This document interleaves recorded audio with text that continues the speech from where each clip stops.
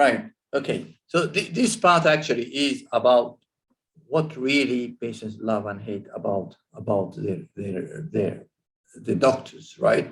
And why some doctors really are so hated by their patients, right? So let's see this video. As a matter of fact, you could actually, even if you cannot hear the voice, you can see the bad body language between the doctor and the patient.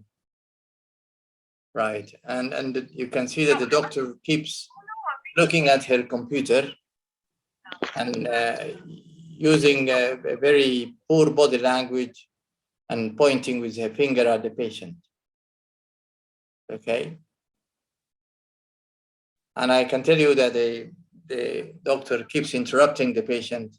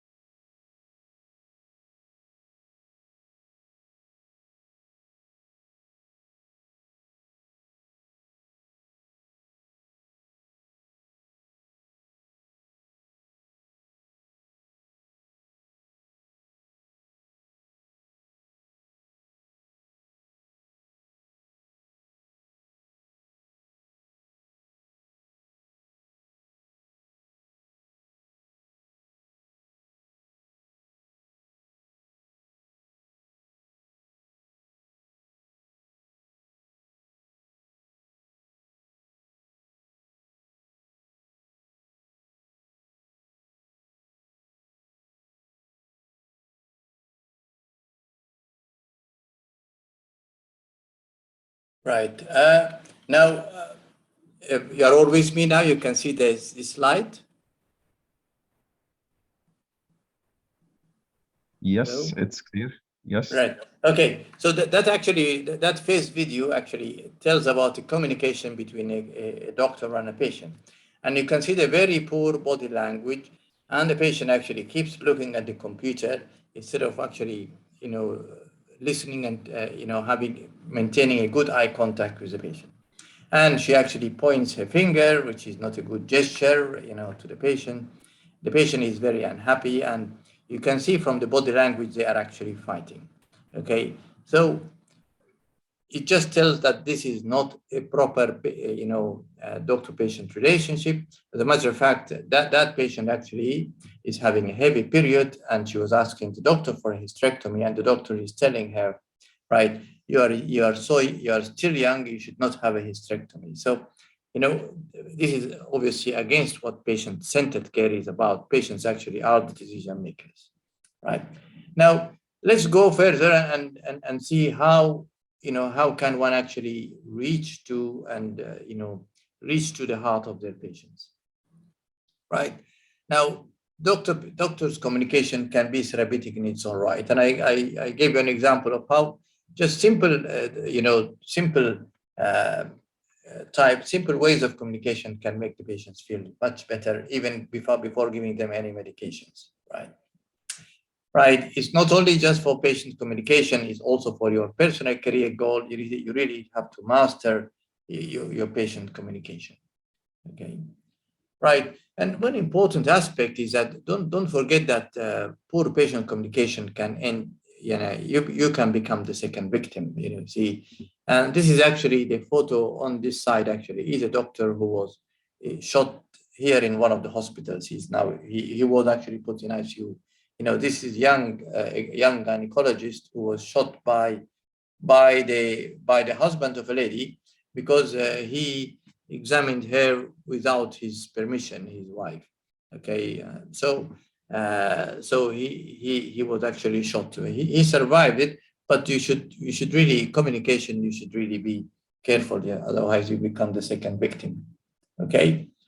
Now, this is an excellent saying. It says that I've learned that people may forget what you said, they may forget what you did, but they will never forget how you made them feel. As a matter of fact, this is absolutely true, right? Using the right words, you might make patients feel exactly, great, despite of all the suffering and the bad things happening around them, right? We have certain principles. You see, we as clinicians, we are always faced with patients who are in, suffering. So we should try actually to make them feel happy. This is considered one of the much loved deeds for Allah. It's actually surah al ala Muslim. هذا حديث للنبي عليه الصلاة والسلام. So you're not supposed to just focus on bad news, and you also have to give some good news. Even if somebody has cancer, by all means tell them their kidney is perfect, their heart is perfect, right? Their lungs are okay, right? And gives them hope always, right? And we are supposed actually to make sure that we actually appreciate what people are going through. We are supposed to put ourselves in their own shoes. And actually, this is what empathy is about. Empathy is appreciating what others are going through and feeling the hardship or the pain they're going through. Okay. We have also to be very careful about the way we look and talk to people. And this is what I mentioned in previous slide, previous presentation about making sure that you focus on this non-verbal communication, the tone of voice, and the paraverbal communications. Right. This is exactly the same. This is exactly the same man, but you can see just a difference in the way he's dressed. Right.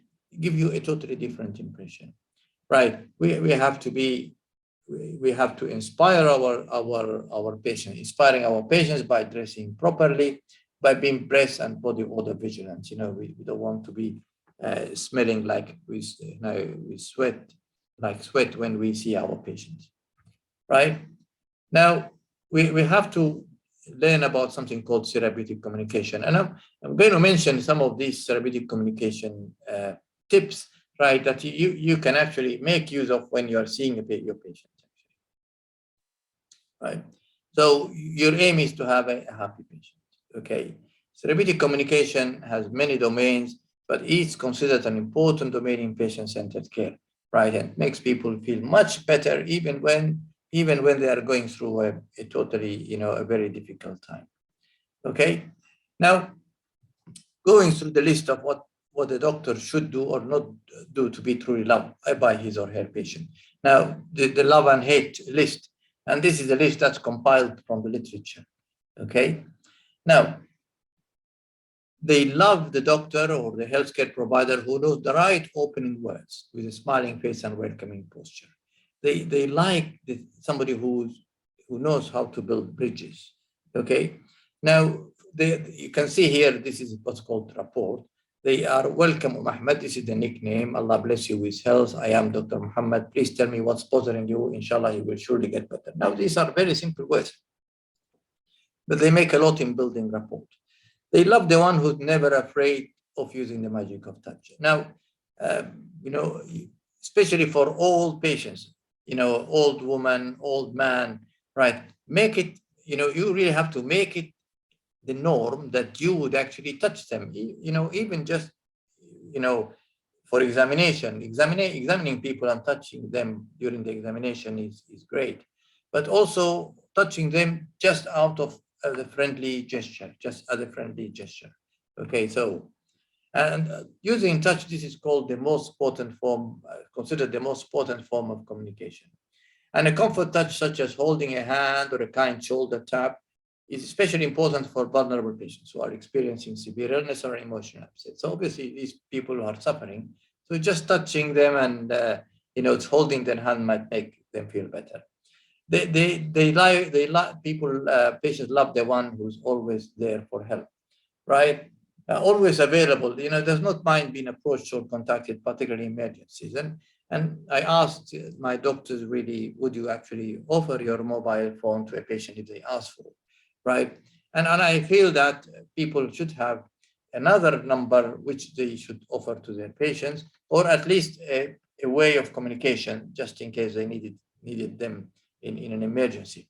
And actually saying no to them when they ask for a communication channel with their care provider actually puts a big obstacle or barrier between the doctor and the patient, right? They love the one who is a good listener. Patients like to be listened to. It helps them vent out their anger and and vent out all their, bad feelings, right? Right. So, sitting facing the patient, open posture, leaning towards and relaxed, not to encourage. They want the one who listens, really. Nodding to encourage them to keep talking and not interrupting. And as I mentioned, doctors interrupt patients in less than 20 seconds, right? And I mentioned about the importance of knowing, the importance of listening, right? We have 2 ears, only one mouth, right? They also like the one who notices without being told. The patient comes in and you see that they have been trying very hard to lose weight and they have lost weight. So by all means, you notice even before they telling you, okay, and they like that. Actually, patients like this, right? You see, if you're looking unwell or if you look well, you really have to be able to notice. That's what's called situational awareness, right? And they love the one who's willing to sit beside or her patient without being told. Again, this is a skill which actually not many people practice on a regular basis, right? That patients actually, especially inpatients, when we go around, we always go around standing. But make it a point that for some patients, especially if you felt that they are very concerned or they need to talk more about things, you come back and sit with the patient, right? There are three levels of actually sitting with a patient, right? And actually, this is based on Islamic principles, right? Right? We have actually يعني هذا من حديث النبي عليه الصلاة والسلام قال صلى الله عليه وسلم من عاد مريضا لم يزل يخوض في الرحمة حتى يجلس فإذا جلس اختمس منها. Now this is actually a hadith which actually encourages doctors actually to sit by the patients, right? It just means that they're not just doing it for the sake of a business visit for the patient, but they are also doing it for the religious religious reason, and they get rewarded for that. And actually, you can actually classify in a very intriguing way the ward round. There is a ward round which you get a usual reward. There is a ward round which you get a medium reward, and there is a ward round which you get a maximum reward from God. Right? If you do a business round and your intention is a clinical, you do your work, you want to do your work properly. This is called the usual reward. You can actually go and sit with the patient. The intention is sitting and sharing a drink, right? So socializing also with the patient. Right? This is a medium reward. But actually, if you go with two intentions, the intention is actually your business round, but also as per your religion, زيارة عيادة المريض. Then you have actually two rewards, reward for your business and reward for your, Islamic or religious action, right? And فضل عيادة المريض يعني there are loads of hadith by the Prophet يعني عليه الصلاة والسلام قال إن المسلم إذا عاد أخاه المسلم لم يزل في خرفة الجنة حتى يرجع من عاد مريضا أو زار أخا له في الله ناداه مناد أن طبت وطاب ممشاك وتبوأت من الجنة منزلا وما من مسلم يعود مسلما غدوة إلا صلى عليه 70,000 ملك حتى يمسي وإن عاده عشية إلا صلى عليه 70,000 ملك حتى يصبح وكان له خريف في الجنة.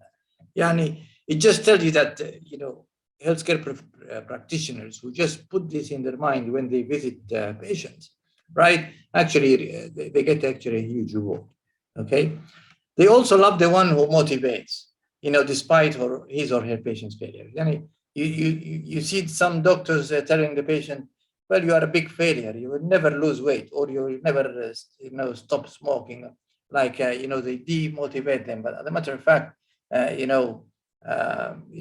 good doctors will always motivate, even when the patients,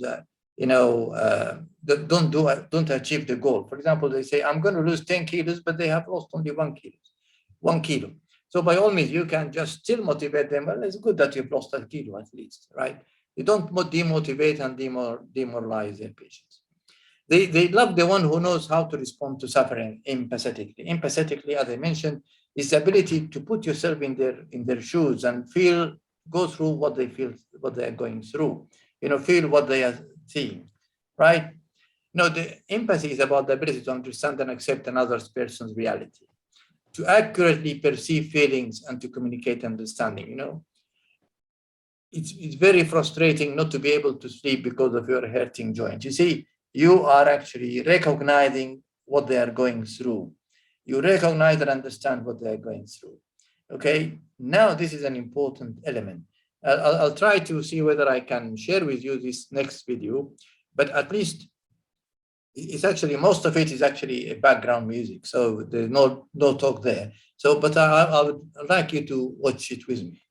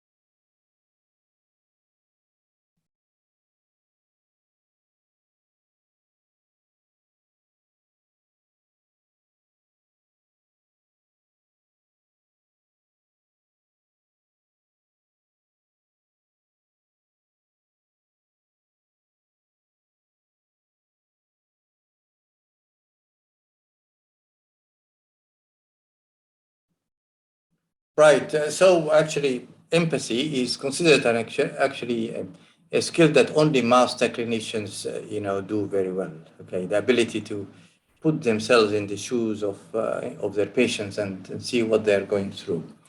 Right. Another domain that really patients love are the ones they love their doctors who can give them hope. Okay. Now, I just recently had this, example of a doctor who said, your mother will never be able to swallow again. She had a swallowing dysfunction. And the family got so upset and very angry with that doctor. You see, we are not supposed at all to, take hope off altogether, right? Even when we know it is probably not going to happen, right? We say that the hope is very slim, but we do not say there is no hope. And this is a totally important thing, right? So always give hope despite all, you see, and you never know, yes, we don't expect miracles, but we never know. You just say, well, the hope is little, but or slim, but we don't say there is no hope at all. Okay, they like the one or love the one who jokes positively, and this is a very excellent example, right? Actually, you know, uh, people feel together. People feel like one family. Okay, right? For example, somebody hasn't lost weight, right? You can tell them, well, you haven't lost weight, but you can still beat me at the gym.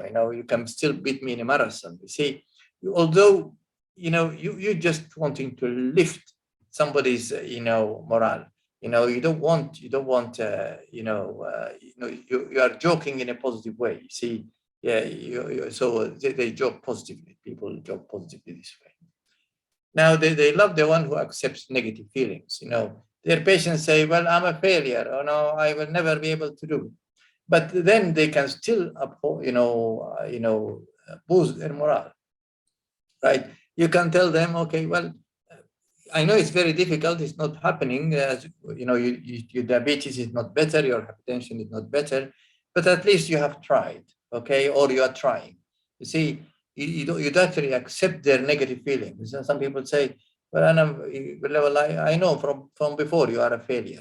This is not acceptable at all." Okay, they love the one who knows when to pause, and this is a skill of actually part of the listening skill, right? They actually feel that their patients have a lot to say. They just stay quiet and let their patients vent out all whatever they want to say, right? This venting out their feelings, right, helps make them feel better. And they love the one who digs deeper. Some people, some clinicians are actually great in finding out exactly what matters to their patients, right? So they actually ask their patients, "Come on, tell me more." Something they notice that something is the patient is hiding something. So they tell them, "Come on, tell me what you want. What are the things which are are really you're concerned about?" Okay, and this is once they have found about it, there are other things that the patient are concerned about, they are able to ask, what is the most important issue that you really want me to sort out for you, right? And this is the ability to actually focus on the most important issues that are relevant to the patient. Now, the ability to restate or paraphrase, right? And this actually tells the patient that you are a smart healthcare provider who's able to interpret what they are talking about. For example, somebody says, I haven't been able to sleep at night. Then you paraphrase it and say, well, that means that you are under qalaq. You were not you were anxious, you could not sleep. He did not say I did not sleep. He said I was awake all night, right? But you rephrased it, re-articulated it as saying, well, it seems that you haven't been able to sleep because of your pain. Okay. Now, and this actually paraphrasing was found to be a therapeutic, or restating or paraphrasing is a therapeutic entity by itself. It actually helps patients, vent out more details about their issues. And the ability to use both open and close-ended questions, and I explained what open and close-ended questions are about, right? They the typical medical student who keeps asking, do you have headache, do you have pain, do you have, and so on, so on, so on. Excuse me, all of them are yes and no questions, are not good enough for patients. Patients like to be asked open-ended questions, not only close-ended questions. As a matter of fact, if you ask only close-ended questions, your patient will hate you, right? They just won't be able to say anything to you to explain what their illness is about. Okay, and this is about what matters to the patient and what is the matter with the patient. The patients like to be treated as human beings, not as a disease. So you don't want to only to inquire about the diagnosis, but also how did it impact them. This is what being humane, a humane clinician. You look at the patient as a human being rather than just a disease. Okay. And the ability to summarize. You've actually taken a long history. You spend maybe half an hour with the patient. By the end, just give them a short summary of what's going on. It just confirms to them that you have been listening and that you understand what they are going through. And this is a very important skill, actually, the ability to summarize and tell the patients, what you've learned and from their history, right, and even from their examination, and what's your plan, and summarize it in a very professional way. Now we'll go to the killers. What actually the bad things that doctors do really, and why their patients would hate them for these. Okay. Now the killers, the one who focuses only on bad news. People come, right, and they have some good labs and they have some bad labs. They have some bad imaging and they have some maybe another good X-ray or good ultrasound. But then we just tell them the bad news, and this is what patients go out of the clinic or of the hospital. They have not heard a single good news at all, despite the fact that, for example, their blood count, their hemoglobin is great. They might find that their liver test or cholesterol or ECG or echo is normal, right? By all means, just tell them some good news as well as the bad news, right? And the right thing is actually to something called sandwiching. You put your good news, your bad news between two good news. And actually, this is a very simple way, right? Your blood test shows your kidneys have failed, for example, and you have anemia. Right, it's true, but this will be devastating to the patient. If you can start by saying, well, your heart test and your blood test counts are actually perfect. Your kidneys are not great, right? And but we will make things better for you. This is called sandwiching. Okay, you sandwich the good results the bad results between two good results, and this sandwiching is a simple tool, actually, when you cannot use the spikes protocol or in a hurry, right? You can say, dear, you have an excellent heart and kidney test. Cholesterol is not good, but we can definitely make it better for you. So this is called sandwiching technique, a simple tool to ease the bad news, the sandwich technique. They hate the one who asks about personal matters, irrelevant. For example, you see you are seeing for example, a teenager, and you ask her about, are you married or unmarried, or are you going to travel? Where are you going to be spending your holidays? Or these things which are sort of personal issues should not be asked actually if they are irrelevant to whatever clinical issue you are dealing with. And they also like the one who's paternalistic. Paternalistic means I decide for you. I'll tell you, well, you have to have your gallbladder removed, okay? Or I tell them, well, I think you should just use that medicine and not this medicine, or go to that doctor and not this doctor. We tell them the facts and they have to decide. And this is about patient-centered care. So we're not supposed to be paternalistic and give our personal opinion and force it on them, right? Right. For example, if I were you, I would go for surgery. This is very paternalistic, but you can say, let's talk about what options that are available for your treatment, and I'll tell you the positives and the negatives of the options, right? And you make your decision, okay? And actually, this is actually much better, because if you force somebody to do something and things go wrong, they will come back and blame you, okay? And they hate the one who listens or belittles. People come in with many questions, and some of them we feel that they're a bit stupid, or they are naive, right? but we should not actually belittle them because, for us, they are naive or stupid, but for them, they are very important concerns. Okay. So we should never belittle, what they have, what they are saying. We should just appreciate. As a matter of fact, I had a lady who I wanted to refer her to a gynecologist, and she said, I don't want to go to that gynecologist. And I said, why? And she said, whatever I tell her about my problem, she says, just forget it, just forget it. Okay, this is belittling, belittling what others are, worried about. And this is not a good idea. Right. And they hate the one who generalizes or uses stereotypic comments. For example, you say, well, all fat women are silly, for example, or fat women are uneducated, or fat women are, for example, they smell of a sweat. This is not a good thing to do, right? We are not supposed to generalize, right? These generalize or stereotype things. This is actually not considered actually a professional way or a therapeutic way of dealing, right? And obviously, the one who lies or misleads, we're not supposed actually to lie or mislead our patients and tell them things which are incorrect. Okay, now you tell them you're going to be fine. There's nothing to worry about. And as a matter of fact, there is something serious going on, and these are actually considered unprofessional and untherapeutic. Okay, the one who shows pity, pity is actually, for example, somebody has lost a leg or lost an eye, or say, oh, you tell them, oh, sorry, I'm sorry, well, this is something bad, you're showing pity, and this is not actually, this is not a proper way of communicating. For example, I'm sorry about your amputation. It must be terrible to lose a leg. You see, this is not the right way. You say, yeah, you see, I feel that you're going through a difficult time, and because you've lost a leg, this is more an empathetic response, right, rather than showing pity, right? And the one who asks why instead of what, and this is actually very amusing.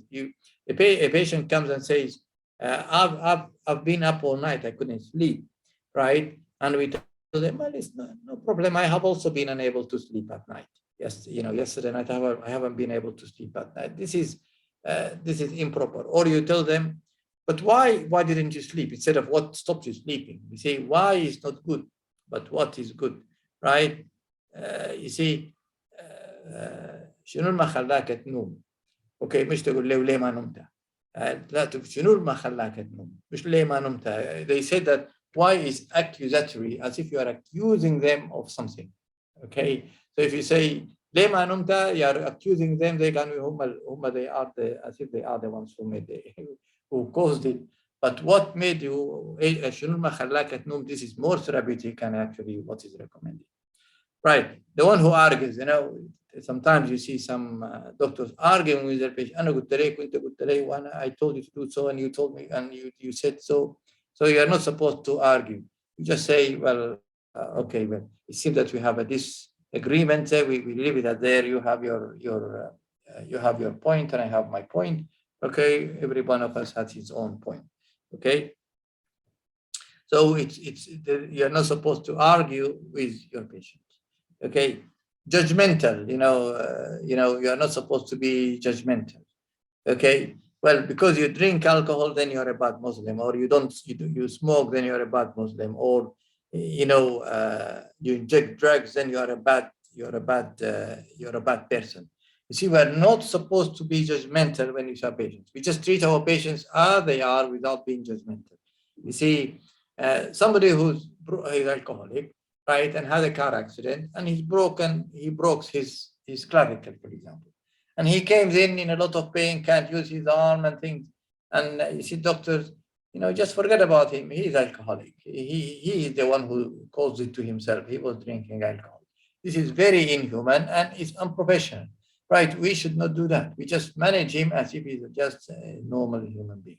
Okay, and this is very important actually in healthcare. We should never be judgmental to our patients, right? We should treat them equally, right? Now, I don't know whether this video you will hear it. Marifa, how I really would like you to hear it with me. Can,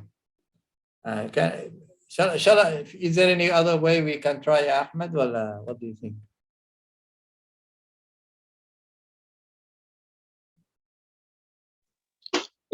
Can we open it without the PowerPoint from the laptop itself? I got your point. Okay, how can I do it?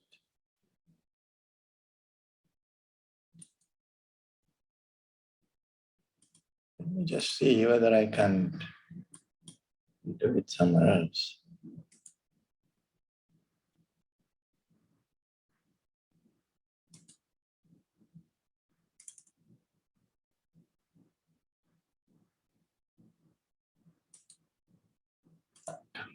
Wait.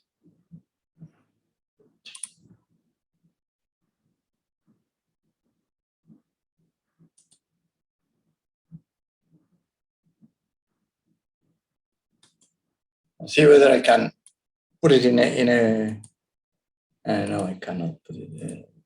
No. No.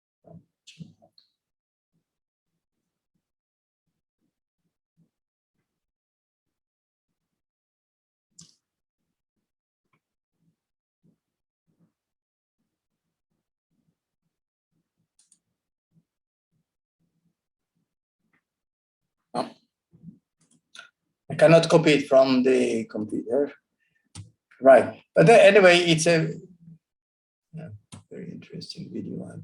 Anyway, let me go to, anyway, the explanation of that actually. Right. It's actually a video which tells that there are 4 ways of actually communicating with people. You can see this slide, all of you. Yes, the slide's clear. Right. Okay. It says that actually that video actually is a video on communication styles. And it just tells that there are 4 ways human beings interact with each other. There are only 4 ways human beings interact with each other. The first one is you treat others as they treat you. You're good for good, bad for bad, right? So if someone treats me well, I treat them well. Somebody treats me bad, I'll treat them bad, okay? Somebody invites me for dinner, I'll invite them for dinner. Somebody invites me for a party, I'll invite them for a party. Okay, so this is called the bottom line of interaction between people. You treat me like I treat you. There is a higher level, and that higher level is you actually treat others as you wish to be treated. So if I want them to invite me to their to their party or a meal or give me a gift, I am the one who starts first. I'll invite them for a party or give them a gift, okay? And then they will treat me the way I treat them, okay? And this is actually a higher level of interaction between human beings, actually. So you treat your patients well so that you would like, this is the way you would like to be treated, because you treat them well, because you would like that when you are a patient, you would be treated exactly the same, right? And believe me, these things just go around. This mantra of what goes around comes around. Okay, you treat people well, people treat you well, right? In other aspects, in other professions. Now, the third level, which is a higher level, is you don't treat them because you want them to reward you or treat you the same, but you would like to get the reward from God. Okay, you would like to get the reward from God. Okay, so whoever you are dealing with is actually what you call is part of the scenario or the play, right? What you're after is actually you want to be rewarded. I'll treat that patient well because my religion tells me that I should treat them that way, and I will be rewarded. I'll get rewarded for treating my patient well, okay? Because this is my religion. So my patient actually came into the play as a comparse. He's part of the the play, right? He is not the major part. The major part is between you and God, right? The major part is between you and God. Actually, he's just part of the scenario, and you're going to get rewarded for that. okay? Because you're doing it actually beneath and you want to get, you get rewarded. And the highest level actually is when you do it because I'll treat people the way I would like Allah to treat me. So if I want to be generous with them and kind with them because I want Allah to be generous and kind with me. Okay. Now these are actually the four major levels of actually interaction between human beings. And you can see that, right? You can choose whichever, you can choose whichever one. Right. But obviously the one that really matters is actually the higher two. Do you want actually to do the interaction between you and the patient so that Allah gives you, treat you the same way. Okay. And these are actually three important levels of interaction or communication between actually people. Okay. So obviously the whole element is actually mastering the arts of communication and making ourselves really great healthcare providers, right? And we won't reach that stage, which I already mentioned earlier, is actually that our patients actually feel that that our patients feel that they really like the way we communicate with them. And they would say, just speaking to you make us feel better. And you can see in this photo, as a matter of fact, you can see the body language. You can read in this photo so many things.